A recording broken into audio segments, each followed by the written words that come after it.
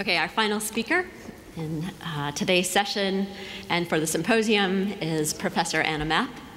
Anna obtained her chemistry degree from Bryn Mawr, one of the few remaining all-women's colleges in the US. She worked as a graduate student with Professor Clayton Hethcock at the University of California, Berkeley, where she obtained her PhD.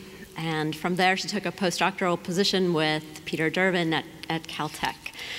Anna started her independent career at the University of Michigan, where she currently holds the Edwin Vidace Collegiate Professor of Chemistry.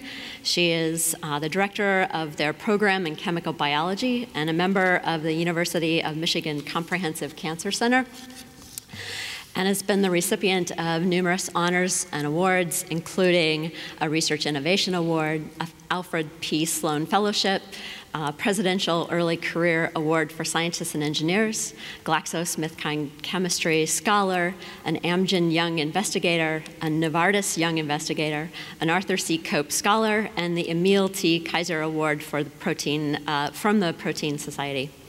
She's also an elected fellow of the AAAS and serves as an associate editor for the ACS Chemical Biology Journal.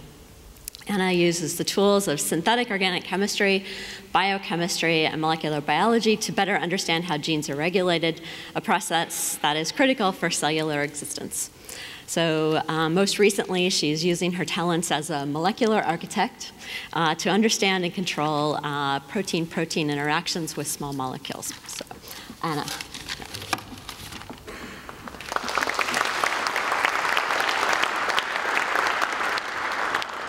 Well, thank you, Kay, for the very nice introduction. And to echo the other speakers, I would certainly like to thank Marissa and the other organizers in the University of Maryland Chemistry Department for hosting this fantastic conference.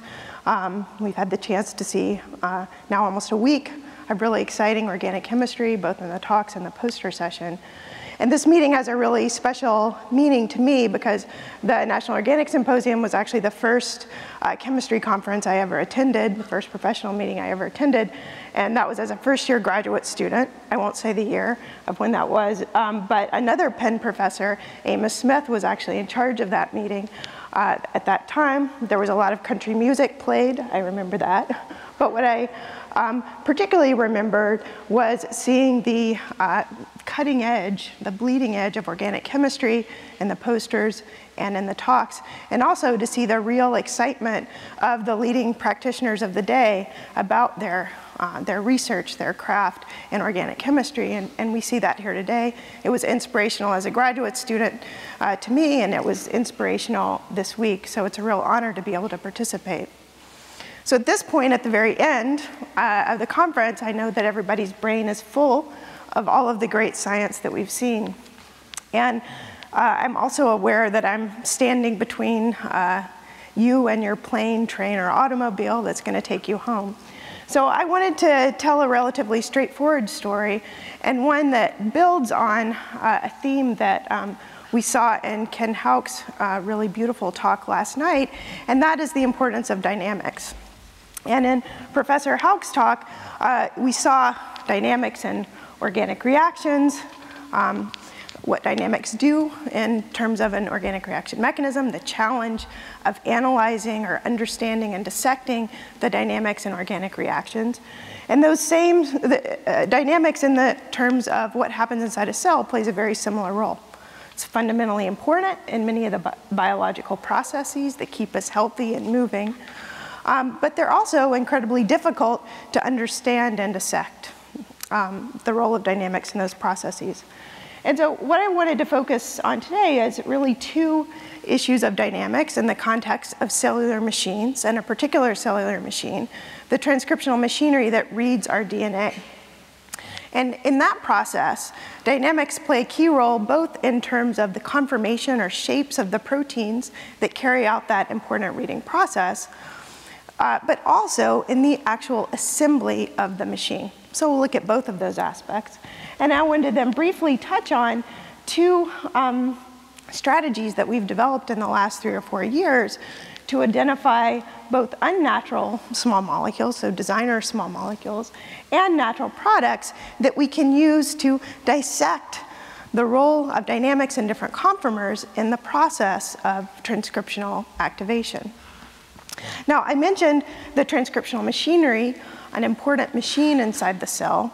And when we think about the machines that are not in the cell, but the ones that we use in our day-to-day life, such as our Maserati concept car that I'm sure we all drive to work every day as rich organic chemists, or the machines like our iPhone or the laptop computers that we have, one common feature of all of these machines is that they're constructed one time, they're assembled one time in a factory.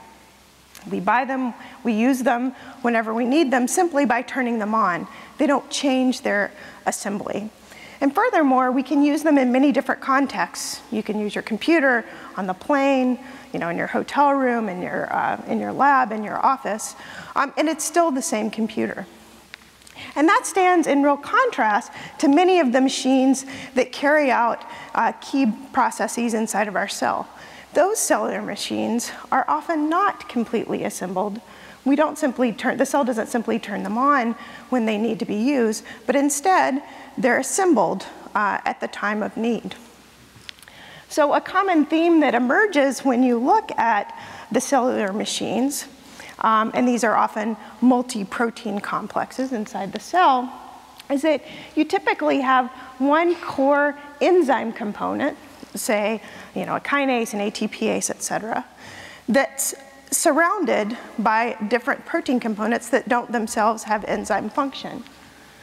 You can have the same enzyme component in two different complexes, and what changes or alters the function, or the localization of that complex, are the proteins that are associated with that complex. So depending on how it's assembled around the enzyme, you can have a different functional outcome. And these are just two examples of such machines or complexes inside the cell. Up here we have what are called the BAF-type chromatin remodeling complexes. And I'll just pause and say there will be a lot of there's some alphabet soup associated with these complexes. Most of it's not at all important. Just keeping in mind the core functions is all that's important. But basically, these complexes remodel chromatin in the process of a gene being turned on, and they all have the same core enzymatic function, and what differs are the identity of other protein subunits that don't themselves have enzymatic activity that are assembled along with that core enzyme. And because of that, you have complexes that carry out functions in different types of tissues and at different timing in development. So neuron versus a neuron progenitor cell, for example. Another great example is the AMPK SNF1 kinase complex, where you have a core kinase moiety, SNF1 or AMPK, that's critical for energy homeostasis. It's has been an important target in development of therapies for metabolic disorders, for example. And it resides in many different compartments within the cell, but its function in each case is different because of different subunits that are associated with this in the context of the complex. So there's a dynamic assembly and dynamic constituents of these complexes that play a key role in their function, both in terms of context and localization.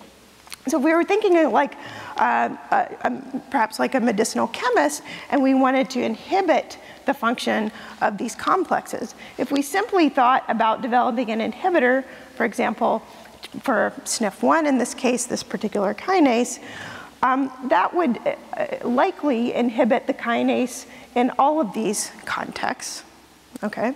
However, if we thought about targeting say a protein-protein interaction between SNF1 and one of these context-specific subunits, then we would have the opportunity to develop molecules that would be quite particular for a specific context. In this case, for example, if we looked at CYP2, SNF1 complex, we would be targeting part of the complex that only resides in the cytoplasm.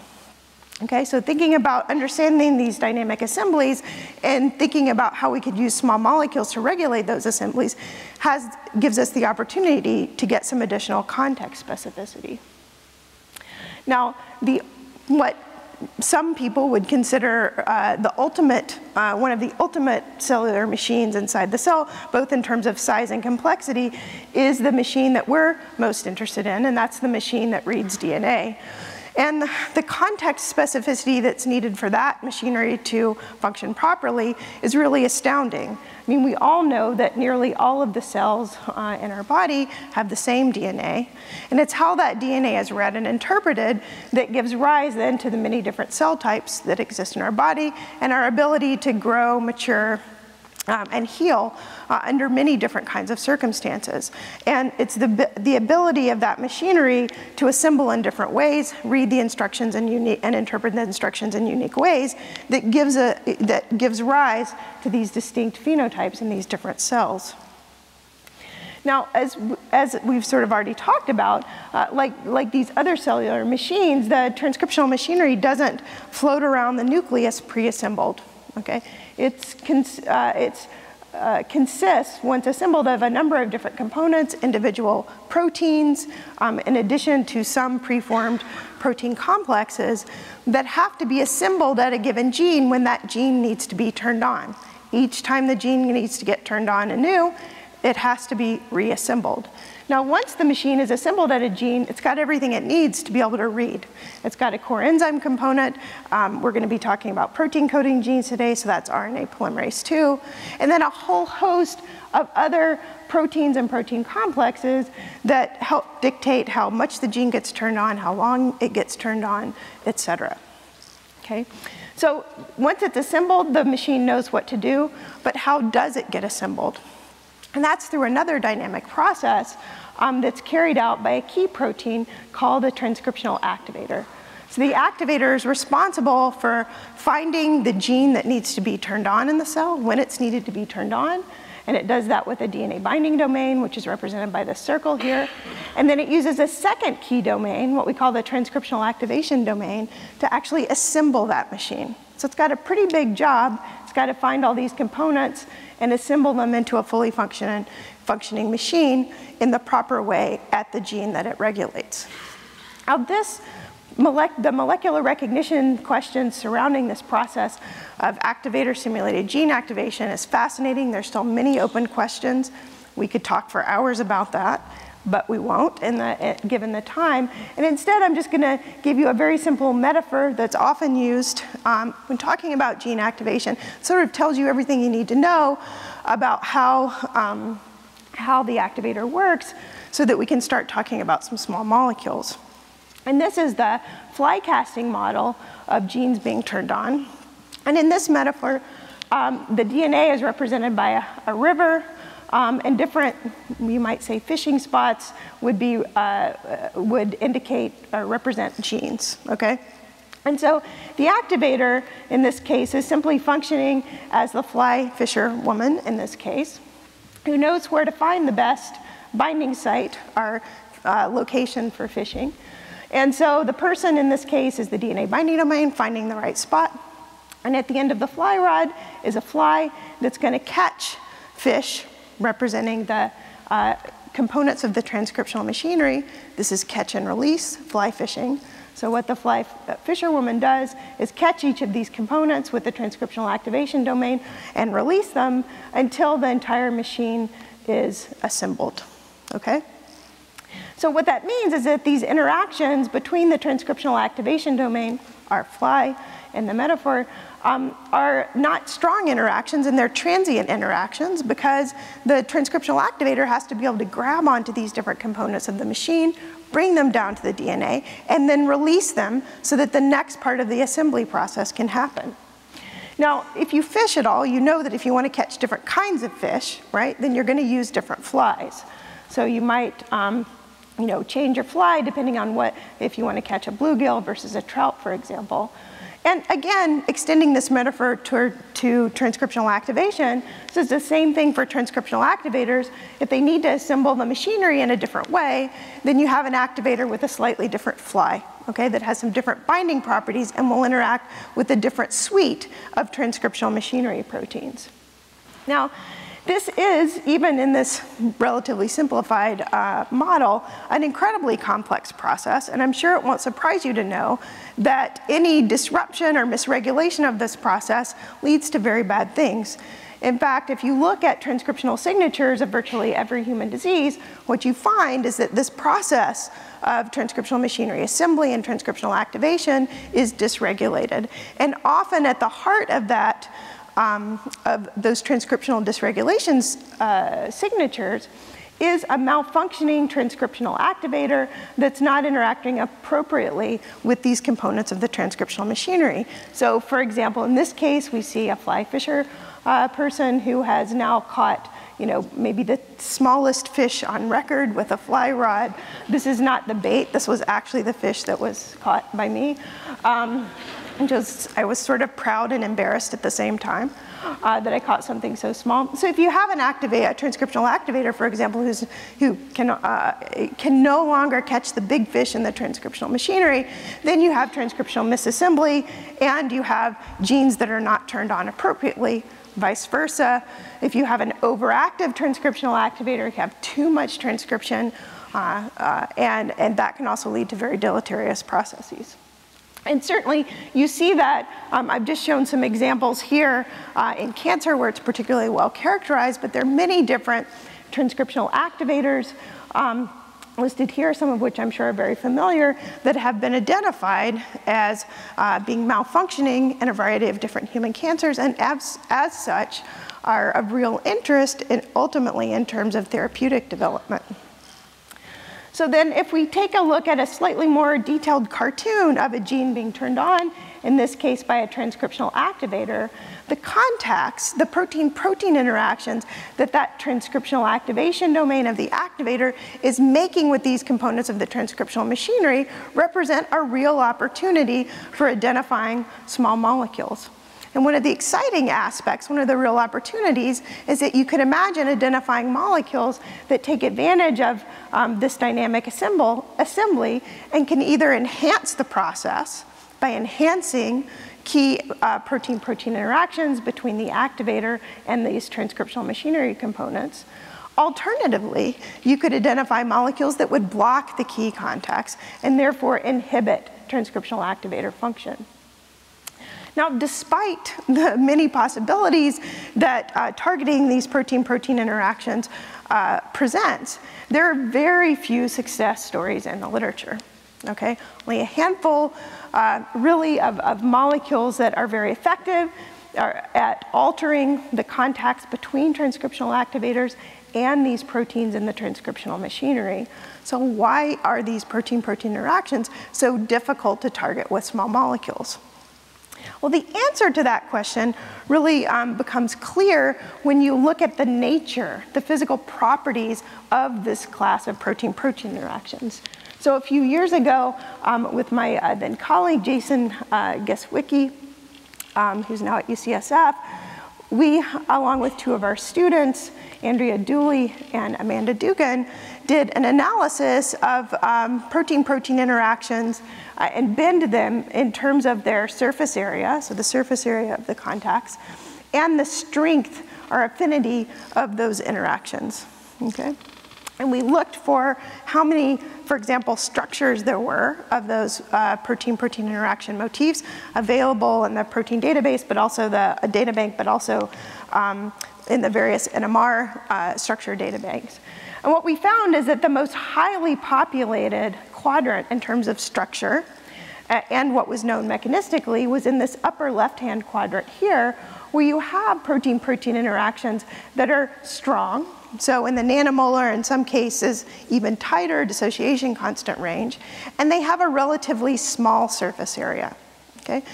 Now, if you correlate that, or you also look in the literature for validated small molecule modulators, typically inhibitors of these interactions, by far the largest number of small molecule inhibitors correspond to inhibitors of PPIs that reside in this upper left quadrant.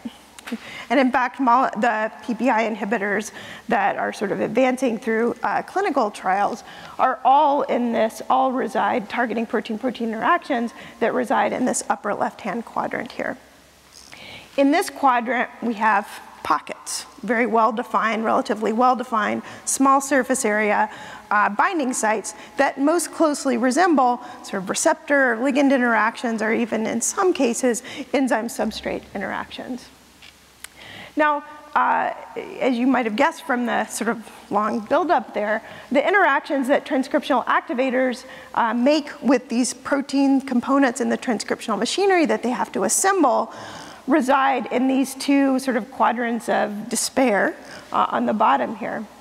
And these are particularly challenging both from a structural characterization standpoint and for the discovery of small molecules. So there are far fewer crystal structures of these types of interactions that have lower affinity. So in the micromolar and at times higher dissociation constant range, they're transient inside the cell often, so they're difficult to capture using traditional methodologies. And it's really much of the structural information that populates this area comes from NMR studies. And if we look then correspondingly what's been identified in terms of small molecule modulators, we see that there are far fewer success stories as compared to this upper left quadrant here. So why are these types of protein-protein interactions so much more difficult to target? Well, first of all, it's a bit of a chicken and the egg problem in that we don't have much structural data for many of the complexes that we would like to target. And so it's certainly difficult to use traditional computational methods that we might use to do virtual screening, docking, et cetera, as starting points to identify small molecule scaffolds. Furthermore, the typical small molecule libraries that one might use in a screening manifold, where you don't necessarily need any structure to carry out a physical screen, are designed for small surface area interactions. Enzyme inhibitors, receptor inhibitors, et cetera. And so particularly once we start moving towards the right here, where we have larger surface area, 1,700 angstrom squares, it's very difficult to identify small molecules from standard libraries. And the final kind of sort of conceptually confounding aspect of many of these protein-protein interactions from a chemist's standpoint is that these are conformationally dynamic proteins on their own. So they have a lot of structural fluctuation, and even when they come together as a complex, they are very conformationally dynamic. Of course, that's what inhibits their the ability to characterize them easily from a structural standpoint, but it also means we have to kind of rethink how we think about screens and analysis of the molecules once we find them. So this is the second aspect of dynamics that I wanted to bring up. We saw the dynamic complexes, but it's the individual proteins and protein-protein interactions are themselves dynamic, and that's a critical part of the function of transcription initiation and the function of a transcriptional activator. So if we think about it as in kind of a cartoon format, and we think about an activator that we'll just call activator A, and then a coactivator, and a coactivator is simply one of these protein components of the transcriptional machinery.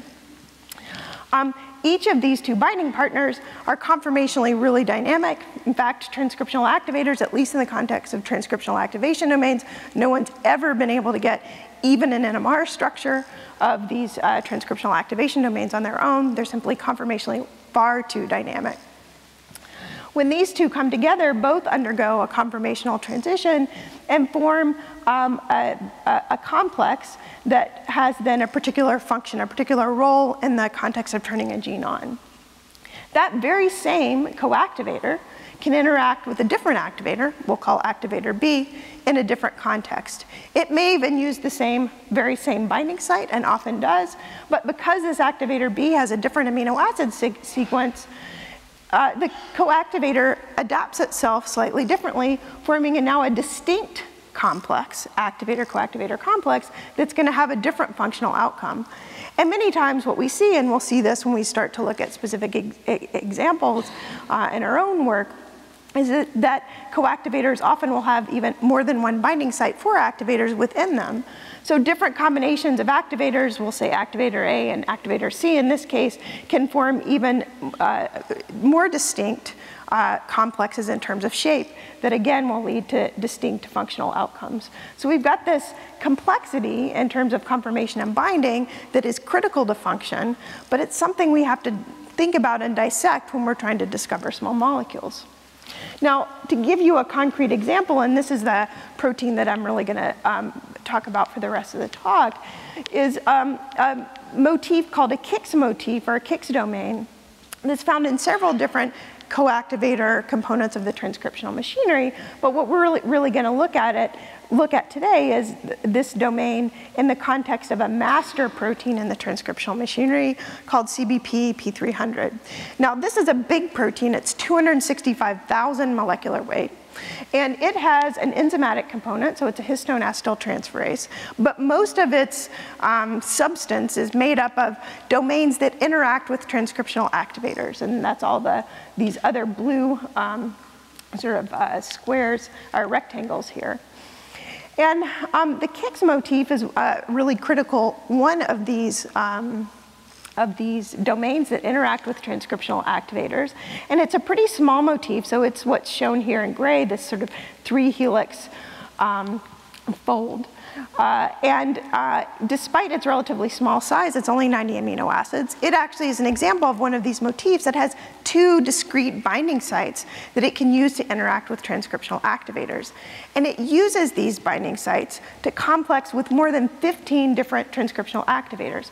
It's a great example of a very conformationally dynamic transcriptional machinery protein because it remodels itself to interact with sequences that have some similarities. You'll see that they're all amphipathic sequences, but there's not a lot of sequence identity amongst these different transcriptional activators.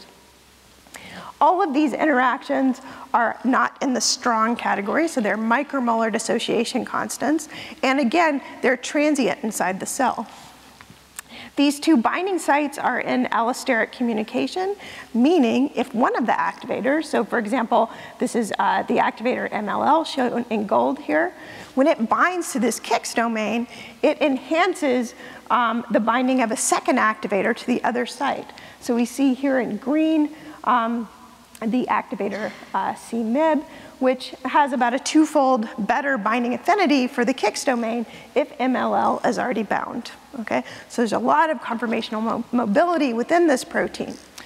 Now, the hypothesis or the model has always been that these conformational changes somehow are communicated to the histone acetyltransferase domain, the enzymatic heart of this activator, but there have never been any real tools that one could use to dissect this interplay between conformational changes towards the amino terminus of the protein and the enzymatic activity. Now, much of what we know about Kix is from incredible studies over the years by first Kevin Lum, particularly when he was at Merck, and then also by the labs of Peter Wright and Jane Dyson, who have just done foundational and really elegant NMR studies over the years, illuminating how this protein interacts with different activators. Now, despite decades of interest in this domain, though when we sort of initiated this work, no one had ever been successful in crystallizing it because it is so conformationally dynamic. And there were no even NMR structures of the apoprotein. It's just too conformationally dynamic, even for NMR studies. And there was a lot of interest in identifying small molecules that could target one or both of the binding sites. First of all, because of these fundamental mechanistic questions about the role this domain plays, but also because interactions with this motif play a key role in a number of different diseases.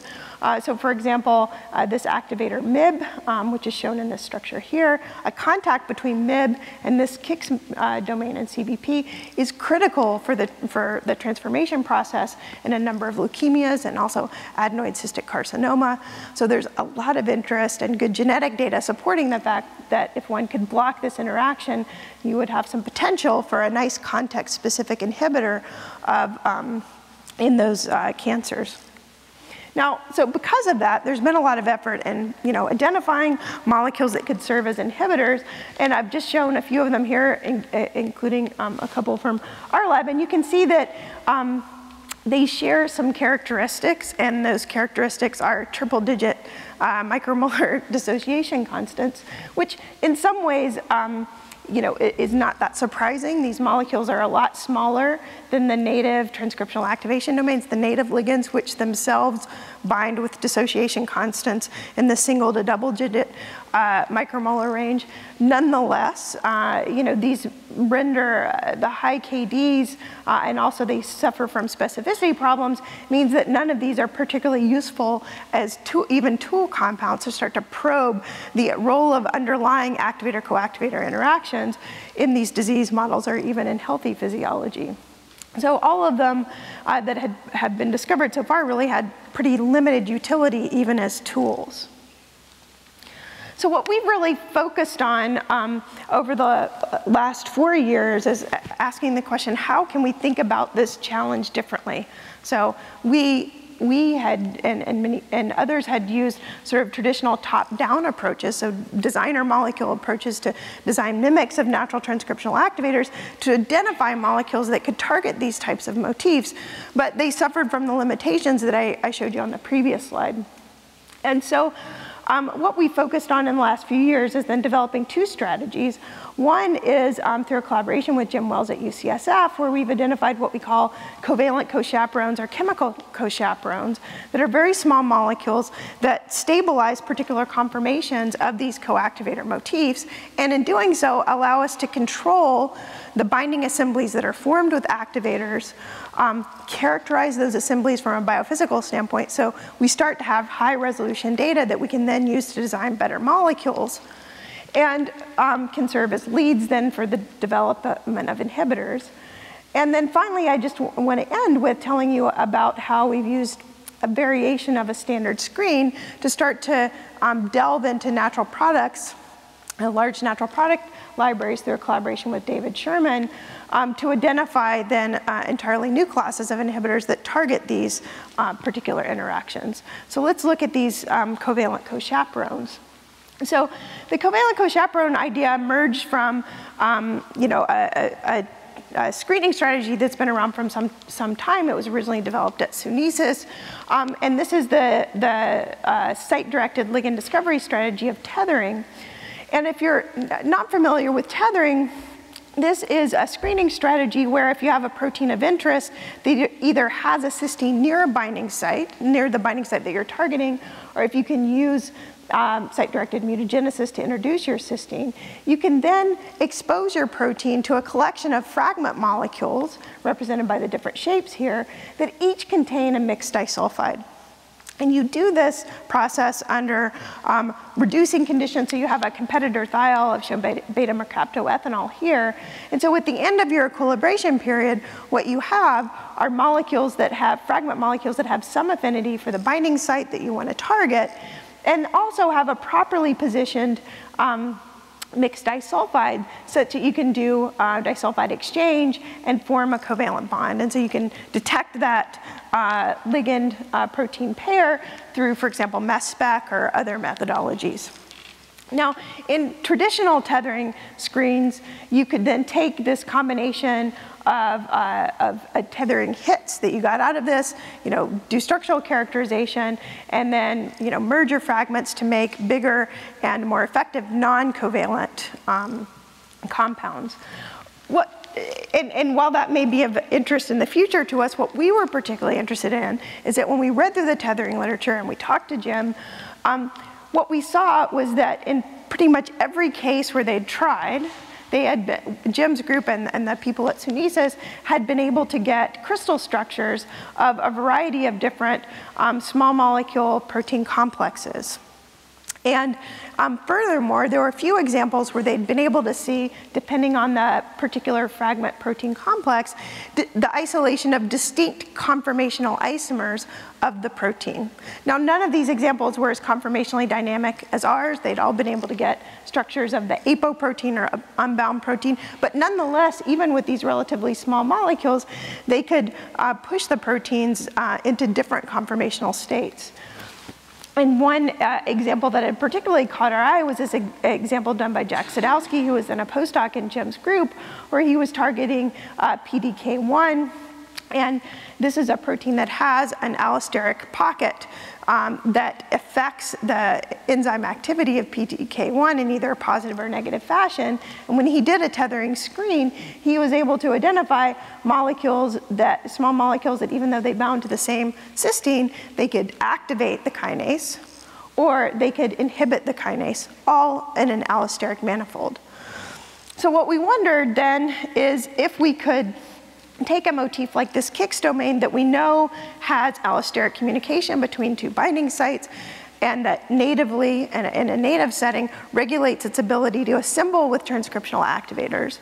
And could we carry out a tethering screen to identify small molecules that could stabilize different conformations of this conformationally dynamic protein, allow us to characterize those conformations and control them in terms of their assembly with other transcriptional activators. So if we targeted, for example, this top binding site where MLL binds, could we impact the ability of this protein to complex with activators at the secondary site and characterize those conformational dynamics in vitro and then ultimately in a cellular system?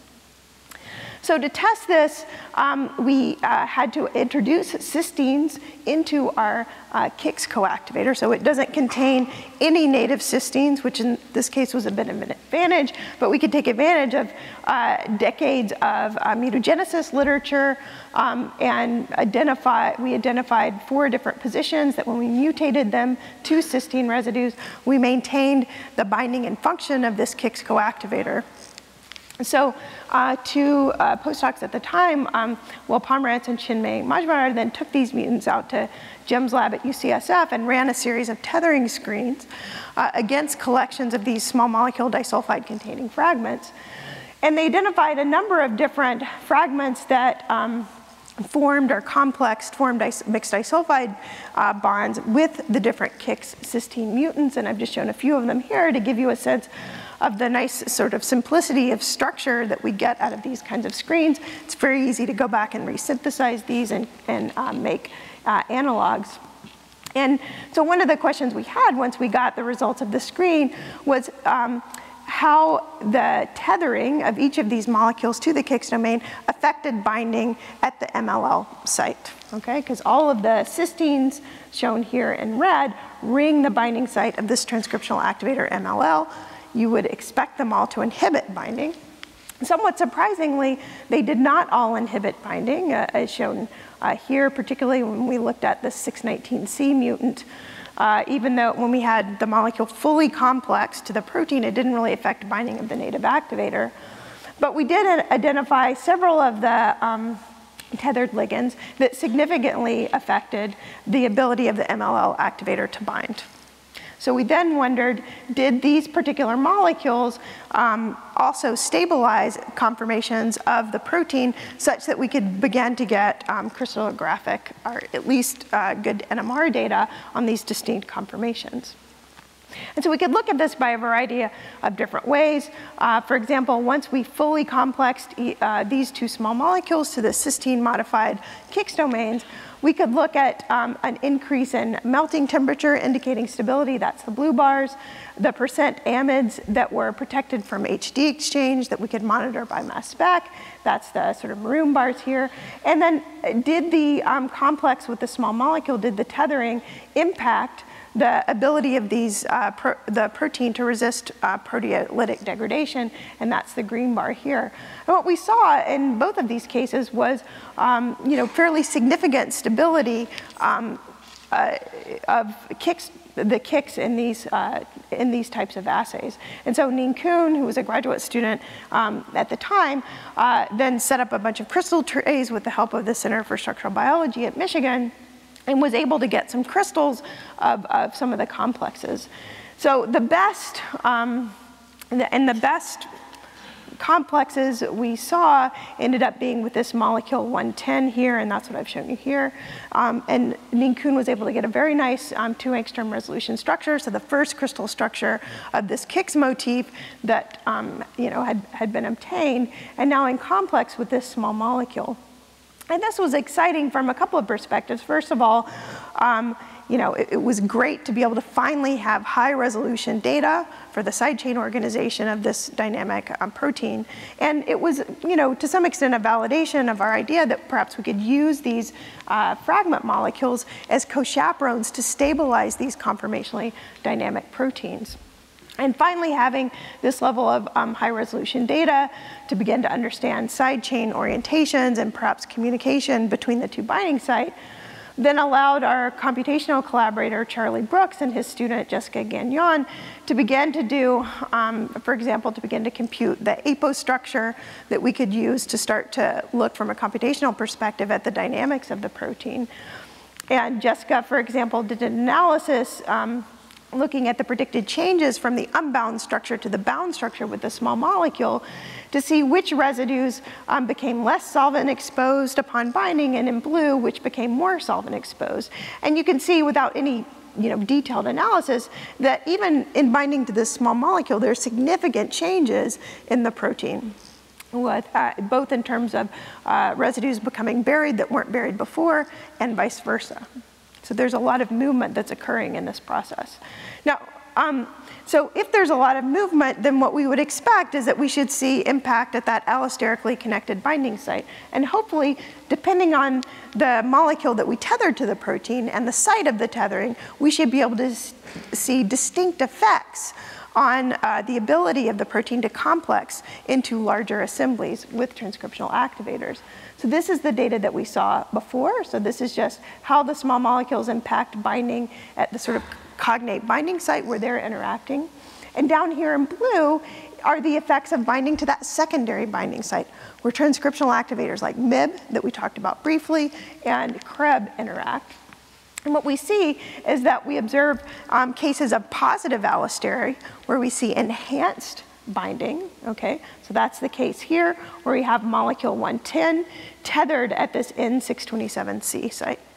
We also see negative allostery, where the binding at a completely separate site inhibits binding to that secondary site. So now we've pushed the protein into a distinct conformational state, as in the case of this molecule 364, shown here, now tethered to this 624C site, despite the fact that it's quite close to this other site here.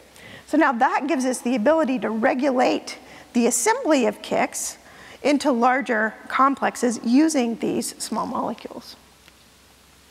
We could characterize those different proteins using NMR. We could use chemical shift perturbation experiments, looking at both positive and negative allostery, and then cases where the protein was stabilized, but we saw no communication between the binding sites, to now begin to map the role of the different residues in this communication process.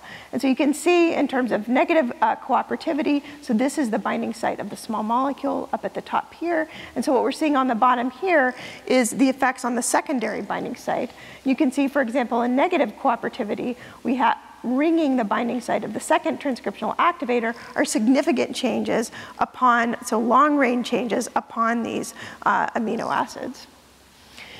Now the ability to essentially synthesize this small molecule protein complex in a negative allostery mode and a positive allostery mode, isolate, purify this complex in a stable state, meant that we could do things like transient kinetic studies to look at the mechanism of complex formation, which is very difficult to do using the native systems, given the low affinity of the coactivator proteins for the transcriptional activators and their tendency to aggregate, et cetera.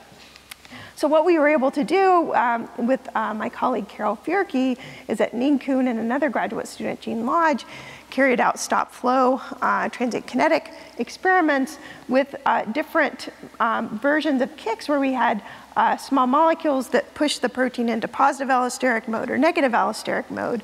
And then we could use a kinetic analysis to analyze the mechanism of ternary complex formation with the activator at the second site. And I won't go through this in any detail. I just want to say that the final observation is that when we have the case of positive cooperativity or positive allostery, where binding at the first site facilitates formation of that final assembly with another activator, that is manifested through stabilization of the final complex, all right?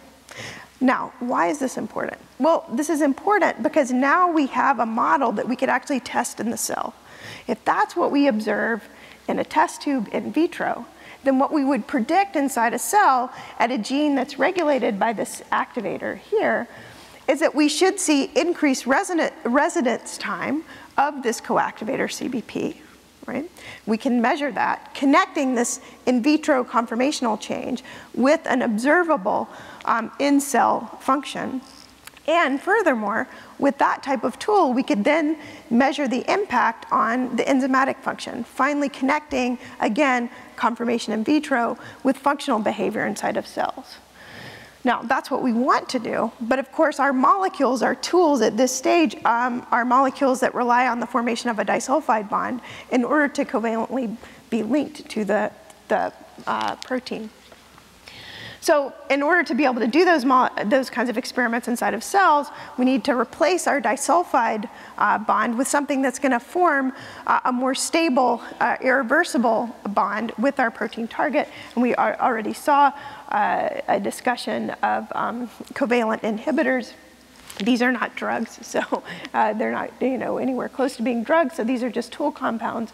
And so we we did what any organic chemist would do. We replaced the disulfide with a variety of different thiophiles and measured their ability to label the protein, so that's what the DR50 is here, and also then the impact on binding at the two different binding sites. And you can see in some cases we got terrible protein labeling, but we were able to maintain low micromolar DR50s in several cases. And furthermore, we were able to maintain our inhibition at the sort of cognate binding site, but also maintain our ability to allosterically impact the secondary binding site. And so far, these molecules look quite specific for the Kix motif, and furthermore, they require the Kix motif with the cysteine precisely placed. Even when we go into, this is just an experiment in bacterial cells, we get, if we pop the cells and analyze the Kix motif by mass spec, we can see that at relatively low micromolar concentrations, we see significant labeling of our cognate protein. In human cells, we can go up to about 200 micromolar with this compound, not with this compound, without any deleterious effects. So we have high hopes that we're going to be able to use these molecules to connect now our model that we've developed outside of the cell, inside of the cell. And at least initially, our experiments with biotinylated versions of the molecules again confirm that we're getting good selectivity. So we're in the midst of generating the required cell lines that have those cysteines properly placed into CBP in order to be able to do those experiments.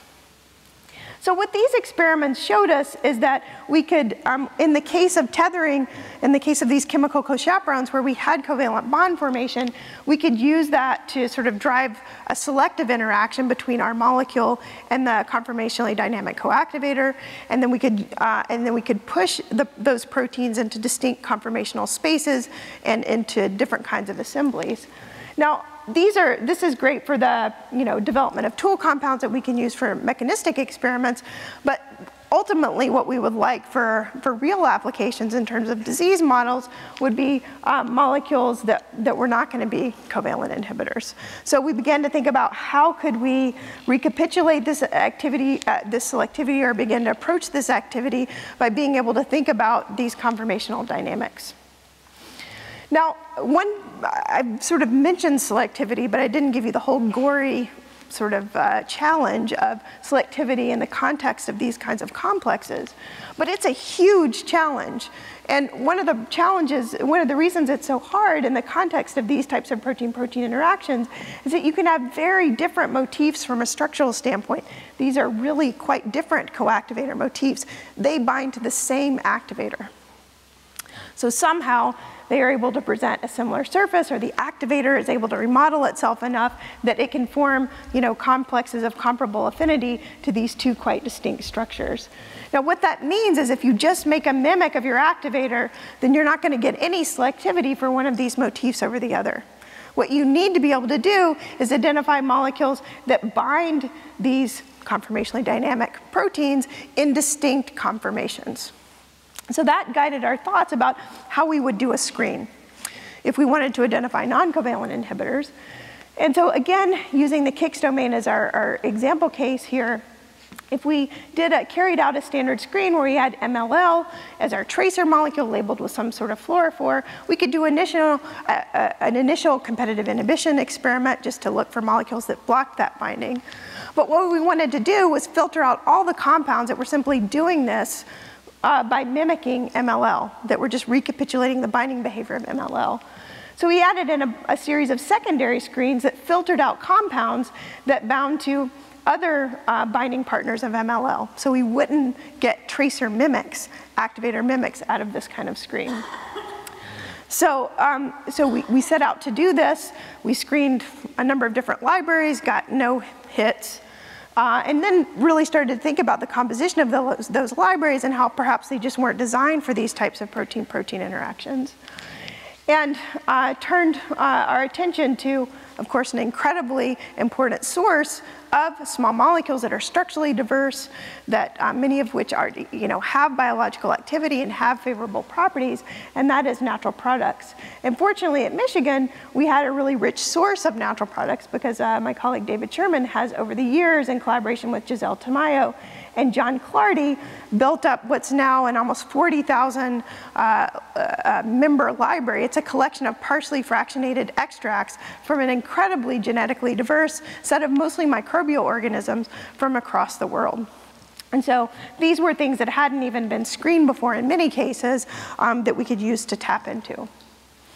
So we carried out our screen using the kind of workflow that I've shown here. And really the key is just that we filtered out compounds after our initial binding screen that recapitulated the behavior of the transcriptional activation domain. So hopefully what we would get out were compounds that would bind distinct conformations of our KICS motif.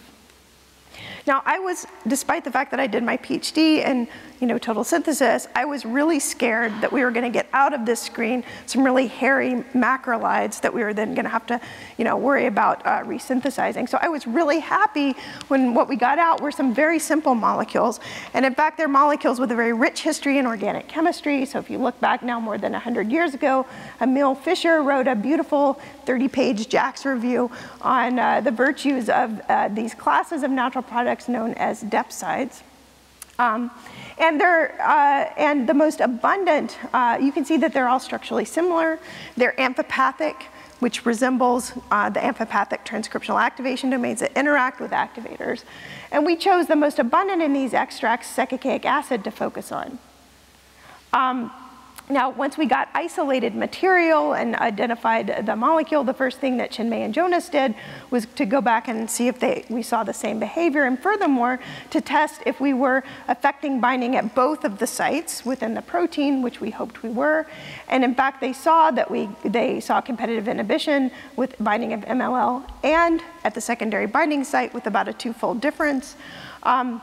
And with IC50s of about 24 micromolar and about 60 micromolar for the secondary binding site. So a big improvement of what was known in the literature, and excitingly impacting both binding sites.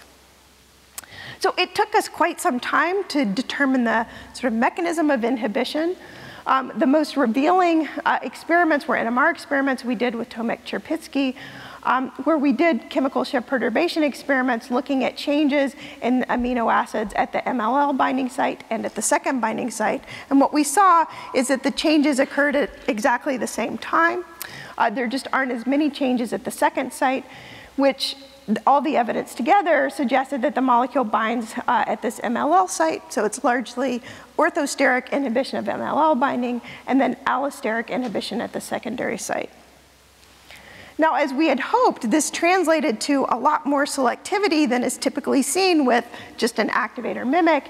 In fact, when we looked at activators that interact quite well with KIX domain, but we looked at those activators in complex with other coactivator motifs, and we saw no inhibition. This is just an example with a coactivator MED15, but we've looked at other motifs as well and seen great selectivity. In most cases, no impact until we get to very high concentrations. And a further analysis, a broader analysis of depsides and depsidones of related structures, so such as labaric acid, led us to identify molecules with even better potency. So labaric acid is actually a more effective inhibitor than secacaic acid, as well as negative controls such as lecanoric acid that lack the sort of side chain complexity such as it is, and don't bind and don't inhibit at either site within the KIX domain. And so that means when we move into cell studies and beyond, now we have both negative and positive controls that we can use for those experiments. And these are just a few sort of early experiments that we had done looking at KIX-dependent transcriptional processes, where we see that when the molecules don't bind to the KIX domain, we don't see any effect. But when they do, we see dose-dependent effects. And we see that both at this binding site of MLL and also at the allosteric sites, suggesting that we're going to be able to modulate binding at both positions, and we're particularly interested in CMIB, for example, by using this type of strategy. So thinking about these different conformers meant that we could design a screen that would allow us to now identify molecules that were not covalent inhibitors and that were highly selective. So I'll just tell you that we've been able to use this same strategy to target other coactivators. So I showed you this motif, as an example of a motif that's very different than KIX, but binds some of the same molecules.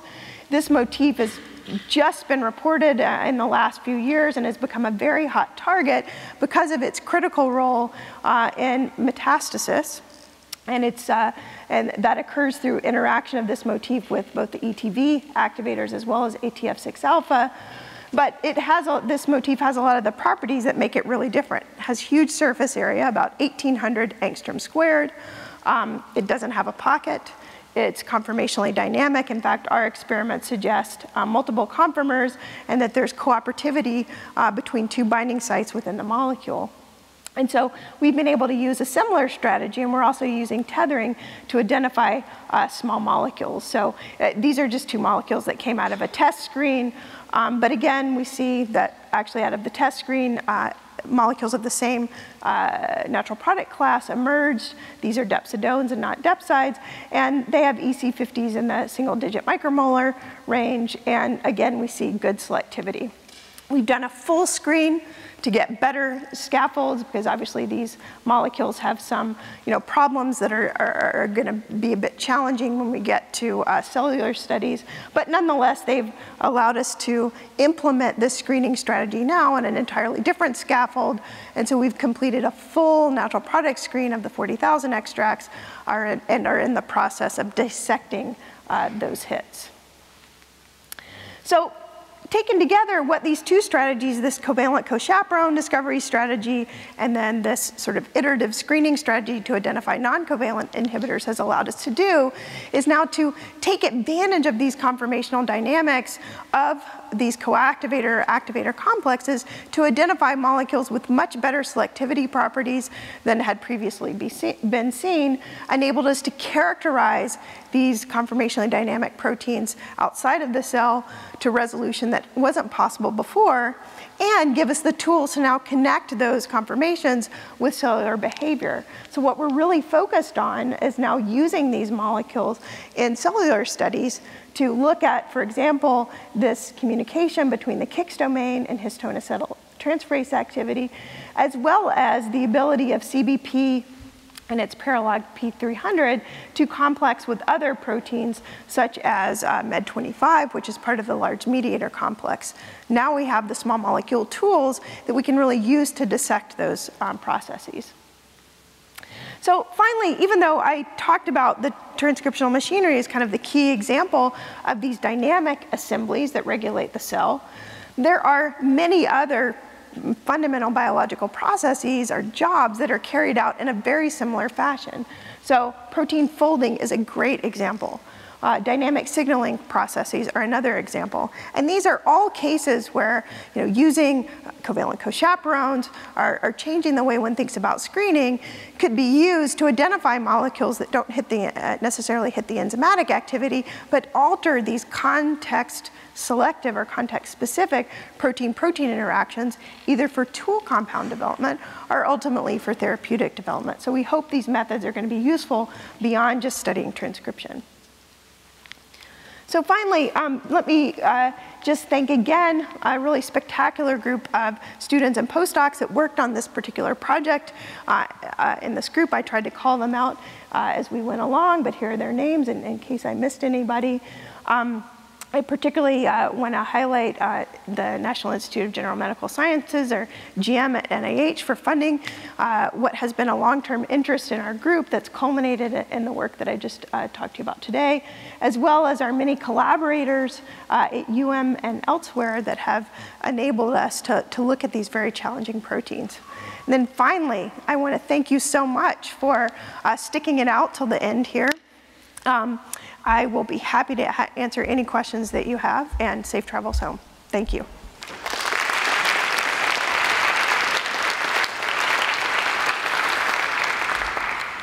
Thank you, Anna. So in your covalent inhibitors, do you run counter screens to feel out those that are specific only because they hit the cysteine and create the disulfide bond, and the rest of the stuff is meaningless in terms of the binding to the allosteric site on the target? You mean, do we look something that's just a general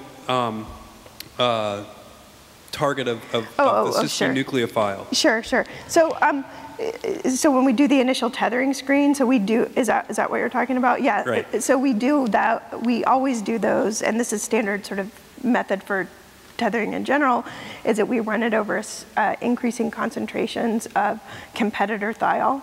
So the molecules that are really non-selective, as you get to higher concentrations of beta-mercaptoethanol, so for example 5 millimolar and higher concentrations, you get a big drop-off in labeling.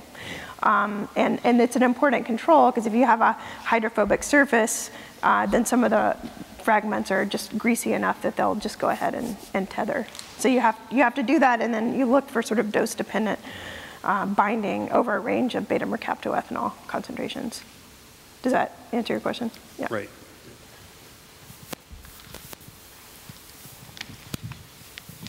Have you ever tried to do the tethering screen in the presence of one of the binding partners? Yes, we have. And so that was one of the, and in fact, that's how we do the screens now. So the original tethering manifold is just to look by mass spec, which is powerful, but it's very data intensive, and then it doesn't give you any information about what function the molecules might have. And especially in our case, where we want to look at more than one binding event with these small molecules, that's information we'd like to have from the outset.